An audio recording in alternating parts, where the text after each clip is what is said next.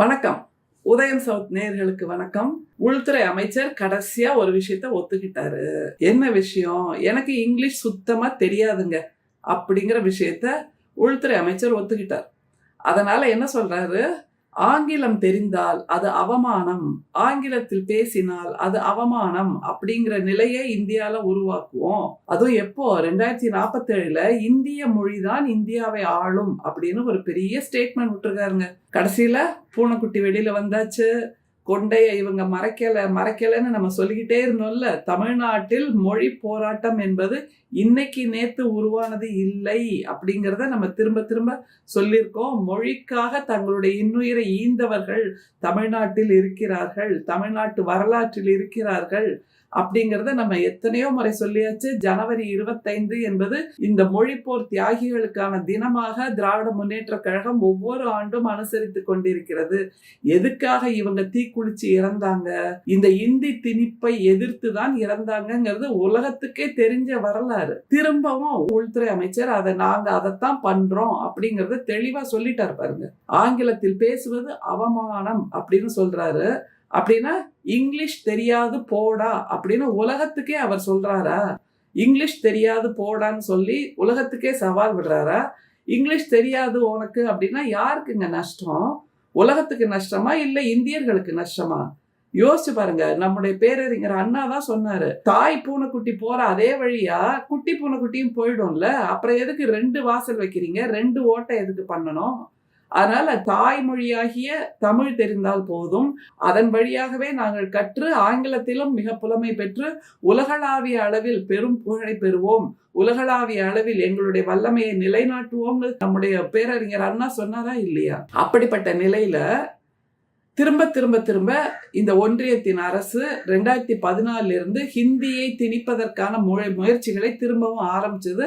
மிக சமீபத்துல அந்த PM ஸ்ரீ ஸ்கூல்ல மும்மொழி கொள்கை என்கின்ற அந்த திட்டத்தை கொண்டு வந்து தமிழ்நாட்டின் தன்மானத்தை அசைத்து பார்த்தது நம்முடைய முதல்வர், எங்களுடைய தலைவர், திராவிட மாடல் நாயகர் மிக உறுதியாக இருந்து அந்த மும்மொழி திட்டத்தை இல்லாமல் ஆக்கினார் அப்படிங்கிறதோ நமக்கு நல்லா தெரியும். ஆனா இங்க இருக்கக்கூடிய தமிழ்நாட்டில் இருக்கக்கூடிய பிஜேபி தலைவர்கள் யாருமே இப்படி உறுதிப்பட சொல்லவே இல்லை. ஒன்றியத்துக்கு எதிராக ஒரு குரலை எழுப்பவே இல்லை. அவங்க திரும்ப திரும்ப ஒன்றியம் என்ன சொல்லுதோ அதுக்குதான் ஜால்ரா அடிச்சிட்டு இருக்காங்க. ஜிங்சக் ஜால்ரா, ஜிங்சக் ஜால்ரா.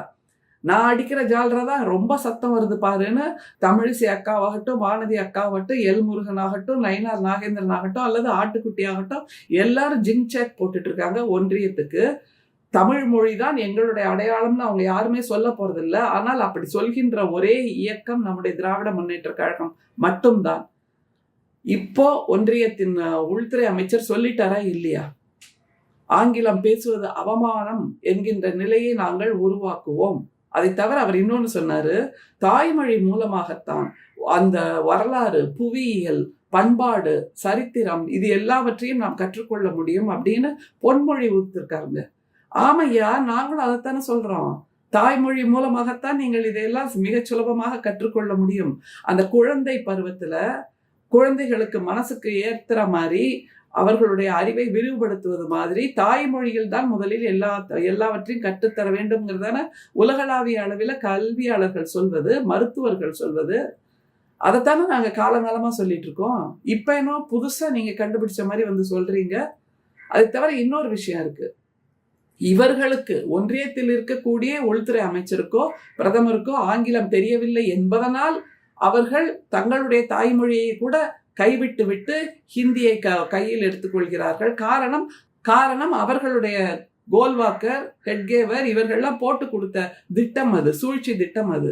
இந்தியாவில் தனித்தனி தாய்மொழிகள் இருக்கக்கூடாது, எல்லாவற்றையும் அழித்தொழித்து கபலீகரம் செய்து ஹிந்தியை முதலில் திணிக்க வேண்டும், அப்புறம் ஹிந்தியையும் நகர்த்திவிட்டு அங்கே சமஸ்கிருதத்தை கொண்டு வர வேண்டும், அதுதான் இந்து ராஷ்டிராவின் மொழியாக இருக்க வேண்டும் என்று கோல்வாக்கர் சொல்லியிருக்காரா இல்லையா? அதைத்தான் இவர்கள் நடைமுறைப்படுத்திட்டு இருக்காங்க. நாங்கள் தமிழுக்கு எதிரி அல்ல அப்படின்னு நாங்க பெருசா.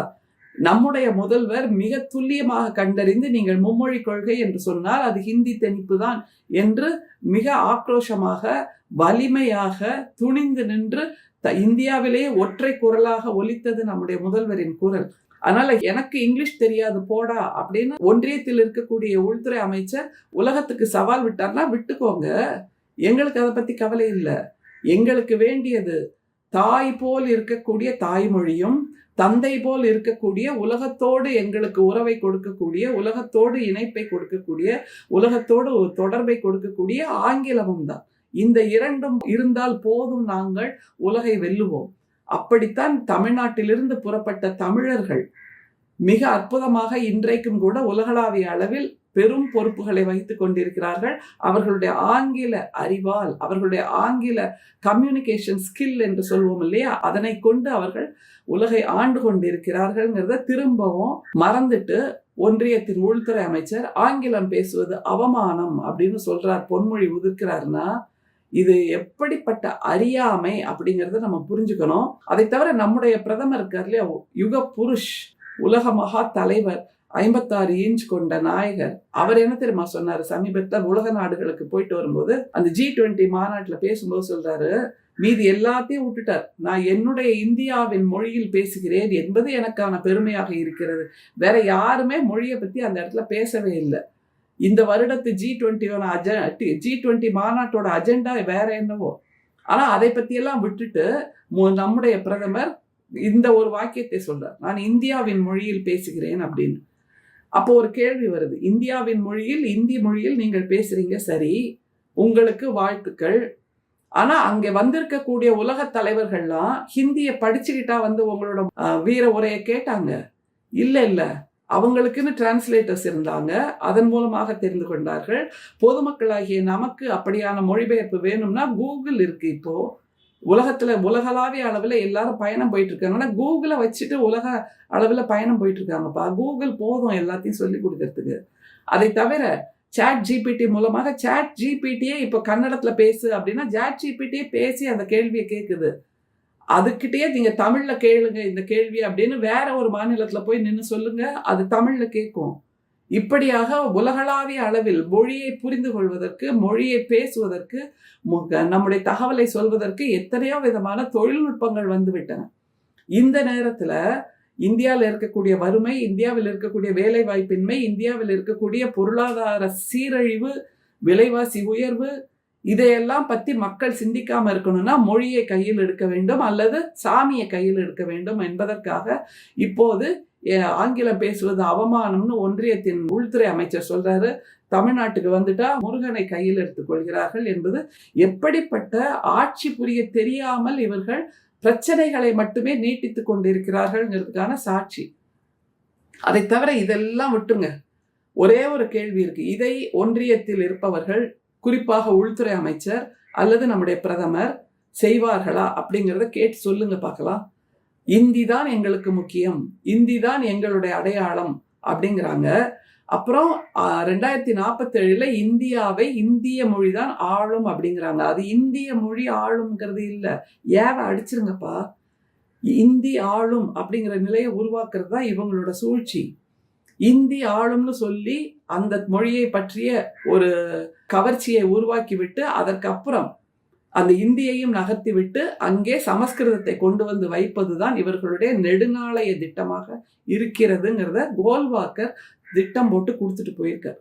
அதனால இதை தமிழர்களாகிய நாம் எப்படி எதிர்கொள்வது, அல்லது இந்தியா முழுக்க தாய்மொழியை காப்பாற்ற வேண்டும் என்ற ஒரு உணர்வை எப்படி உருவாக்குவது? யோசிச்சு பாருங்க. வெளிநாடுகளுக்கு இந்தியர்கள் செல்கிறார்கள். குறிப்பாக நம்முடைய தமிழ்நாட்டில் இருந்து பொறியியல் துறையாகட்டும், மருத்துவத்துறையாகட்டும், அமெரிக்காவில் இருக்கக்கூடிய மருத்துவர்களில் பெரும்பாலானோர் தமிழ்நாட்டிலிருந்து சென்ற இவர்கள் 2014 முன்பே மருத்துவர்களாக கல்வி பெற்ற, நீட் தேர்வு எழுதாத அந்த அற்புதமான மருத்துவர்கள் தான். அவர்கள் யாரும் ஹிந்தியை படிச்சாங்கன்னு சொல்ல முடியாது. ஆனால் தமிழ்நாட்டில் தமிழிலும் ஆங்கிலத்திலும் கல்வி கற்றார்கள். அதனால் இன்றைக்கு அமெரிக்காவில் கோலோச்சுகிறார்கள். ஜப்பானுக்கு போறீங்களா, அங்கேயும் தமிழர்கள் இருப்பார்கள், இந்தியர்கள் இருப்பார்கள். அங்கே அவர்கள் ஆங்கிலத்தை தான் தொடர்பு மொழியாக கொண்டிருக்கிறார்கள். Australia, Africa, China, Japan, Korea, எந்த நாட்டுக்கு சென்றாலும் அவர்களுடைய இணைப்பு மொழியாக ஆங்கிலம் இருக்கிறது. அதைத்தான் நம்முடைய பேரறிஞர் அண்ணா தாய் பூனை குட்டி பூனை அப்படின்னு சொன்னாரு. அப்படியான நிலையில் தான் முதல் தலைமுறை பட்டதாரிங்கிற ஒரு நிலையை நம்முடைய முத்தமிழறிஞர் கலைஞர் உருவாக்கி பொறியியல் கல்லூரி மூலமாக எத்தனையோ பொறியாளர்களை தமிழ்நாட்டிலிருந்து உலகளாவிய அளவில் வெற்றி பெற வைத்திருக்கிறார்ங்கிறத நீங்க மறந்துடவே கூடாது. அதே மாதிரி இப்போது நம்முடைய முதல்வரின் ஆட்சியில் மாநகராட்சி பள்ளி, அரசு பள்ளிகளிலும் கூட ஆங்கில கம்யூனிகேஷன் ஸ்கில்ஸ்க்காக, இணைப்பு மொழியில் பேசுவதற்காக, அந்த தகவல் தொடர்பு திறமைக்காக சிறப்பு ஆங்கில பயிற்சிகள் கொடுக்கப்பட்டு கொண்டிருக்கின்றனங்கிறது நமக்கு நல்லா தெரியும். அதே மாதிரி நான் முதல்வன் திட்டத்திலும் கம்யூனிகேஷன் ஸ்கில்ஸ்க்காகவே, லைஃப் ஸ்கில்ஸ் சொல்லித் தருவதற்காகவே பல விற்பனர்கள் அங்கே சென்று கொண்டிருக்கிறார்கள், கல்லூரிகளுக்கும் பள்ளிகளுக்கும். இது எல்லாமே நம்முடைய தாய்மொழியிலும் நமக்கு மிகச்சிறந்த வல்லமை இருக்க வேண்டும், உலக மொழியான ஆங்கிலத்திலும் வல்லமை இருக்க வேண்டும் என்பதற்காக ஒரு தாய்மை கனிவோடு நம்முடைய முதல்வர் செய்கின்ற மிகச்சிறப்பான முன்னெடுப்புகள். இப்படியாக தமிழ்நாடு இந்தியா முழுமைக்குமான கல்வியில் வழிகாட்டியாக இருக்கிறது அப்படிங்கிறது நமக்கு நல்லா தெரியும். 2 மொழி கொள்கை தான் வேண்டும், மும்மொழி கொள்கை வேண்டாம், தாய்மொழியும் ஆங்கிலமும் தான் அவரவர்க்கான அடையாளம் அப்படிங்கிறதெல்லாம் நமக்கு நல்லா தெரியும். அதற்கான முன்னெடுப்பை, அதற்கான முன்னோடியாக எப்போதும் தமிழ்நாடு தான் இருக்கிறது. யோசிச்சு பாருங்க, வட இந்தியாவில் இருக்கக்கூடிய பல மொழிகளை கபலீகரம் செய்திருப்பது இந்தி. அது மாதிரி கர்நாடகாவுக்கு போனாலும் அங்கே ஹிந்தி தான் கோல் வச்சுக்கிறது. ஹைதராபாத்ல சொல்லவே வேண்டாம், அங்கே ஏற்கனவே நிசாம்கள் ஆட்சியில் இருந்ததனால் அங்கே ஹிந்தி தான் கோல் வச்சுக்கிறது பெரும்பாலாக. அவர் உத்தரப்பிரதேசத்தோட மாநில மொழியை காணாமல் அடித்து ஹிந்தியை அங்கே கொண்டு வந்து குடியமர்த்தி விட்டார்கள். போஜ்பூரி என்கின்ற டயலெக்ட் மொழி அது இப்போது காணோம். இப்படி ஒரிசாவில் இருக்கக்கூடிய ஒரியா மொழி அதையும் காணாமல் அடித்து விட்டு, குழி தோண்டி புதைத்து விட்டு ஹிந்தியை திணித்து கொண்டிருக்கிறார்கள். பீகாருக்கு போனால் பீகாரி மொழியே காணோம்.